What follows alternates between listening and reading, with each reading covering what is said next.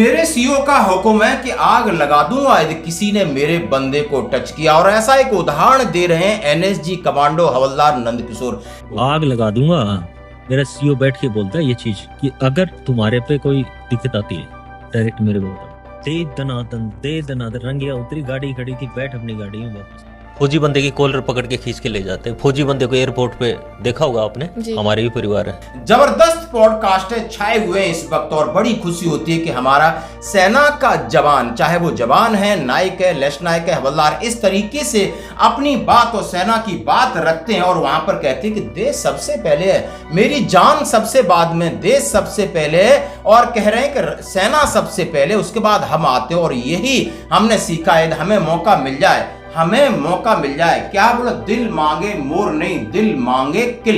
यानी किल हमें तो चाहिए कि हमें खून खराबा करके देश के दुश्मनों को मैंने तबाह कर देना है। और उन्होंने कहा यदि हमारे बंदे को, मेरे सीईओ का हुक्म था, हमारे बंदे को किसी ने टच कर दिया ना, सेना के बंदे का अपमान और सेना की वर्दी की तरफ किसी ने अंगुली कर दी तो उस बंदे की खैर नहीं है। और उन्होंने कहा ये मेरे सीईओ को आदेश था। और ऐसा ही एक उन्होंने वाकया सुनाया कि हमारे एक जेसू साहब टेम्पररी ड्यूटी जा रहे थे और रंगिया और गुवाहाटी के बीच ट्रेन में बैठे थे और रिजर्वेशन की प्रॉब्लम थी। वहां पर टीटी से काउंसलिंग हो जाती है और आरपीएफ के लोग जाकर के हमारे जेसू की पिटाई कर देते हैं। और पिटाई कर देते हैं, वो 4-5 थे। जेसू परेशान, जेसू ने सीधा सीईओ को फोन किया। सीईओ ने बोला साहब आप जल्दी वापस आ जाओ, छोड़ दो उस ट्रेन को, उतर जाओ, मैं गाड़ी भेज दूंगा, आप वापस आ जाइए और उसको पहचान लेना आखिर वो कौन है। बिल्कुल जेसू साहब उतरे, आए।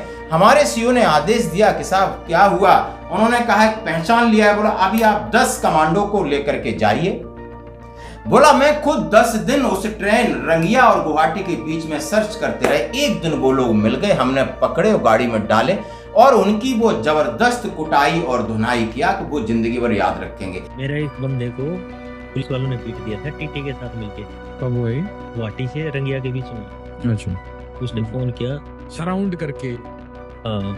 कहाँ, मतलब ट्रेन में या ट्रेन में? जीआरपी मतलब आप कह रहे हो? हाँ जीआरपी।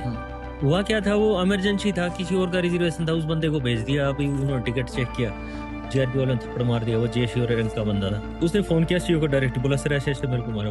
बोला साहब आप वापस आ जाओ। वापस आए। हमारे दिल्ली 10 बंदे जाए वहां से, गुवाहाटी से रंगिया, वापस आए 8वें 10वें दिन वो बंदा मिला।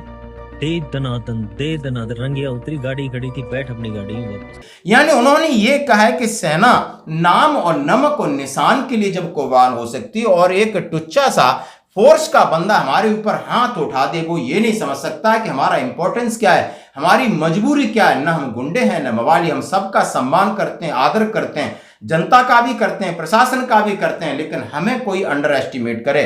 हम 21 ऐसे पैरा स्पेशल फोर्सेस हैं।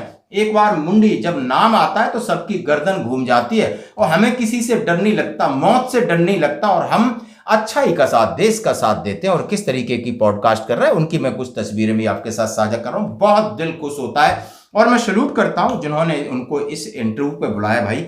और उन्होंने हमारे जवानों को आप ज़्यादा से ज़्यादा प्रोत्साहित करें, बुलाएं। और हम भी चाहते हैं कि कोई ऐसे या किसी के पास ये स्पेशलिटी है तो बिल्कुल इस प्लेटफॉर्म पे आकर अपनी बात कह सकते हो, क्योंकि देश को आज संदेश देना है कि सेना है तो आप समझ सकते हो देश है तो आप राजनेता हो।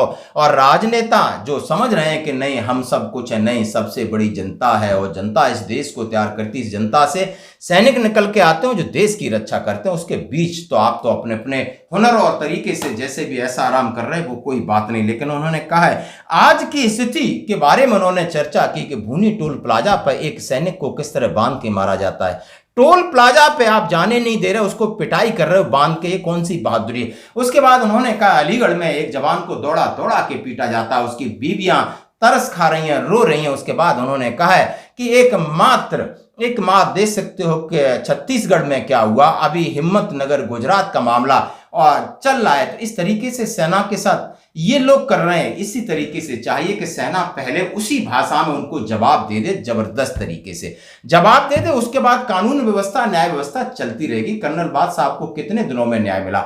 उड़ीसा में मामला 1 साल से ज्यादा हो गया। आज लेफ्टिनेंट जनरल शेखावत साहब को चिट्ठी लिखनी पड़ रही है मुख्यमंत्री जी को कि आखिर उस केस का क्या हुआ। ये लोग भुला देंगे, ये राजनीति के चक्कर में फायदा और नुकसान तोलते हैं। सेना को इग्नोर करना इन्हें भारी पड़ जाएगा, क्योंकि सेना यदि उसी भाषा में जवाब दे सकती, क्योंकि सैनिक उनसे ज्यादा ताकतवर है और उनसे ज्यादा विवेकपूर्ण है और देशभक्त है, सबसे पहले मैं ये कह रहा हूं।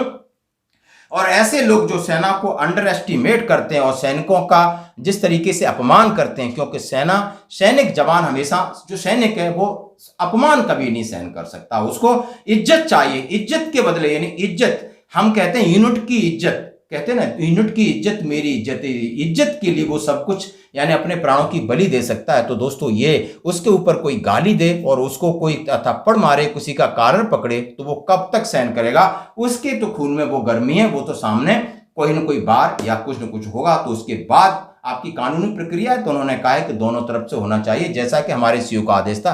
बंदे को कोई टच करके तो देख ले, फिर उसकी आपत्ति आफत है। दोस्तों इसी तरीके से आपकी इसके ऊपर क्या राय? हम नहीं चाहते कि एक सैनिक बिल्कुल कर्मठ होता है, देशभक्त होता है, क्या उसकी बेइज्जती, क्या उसके साथ लगातार फिर वही कहानी, फिर सस्पेंड, फिर कानून, फिर FIR, जेल, ये कानूनी उलझनें होती रहेंगी, लेकिन पहले हिसाब किताब बराबर होना चाहिए। इसके ऊपर आपकी क्या राय?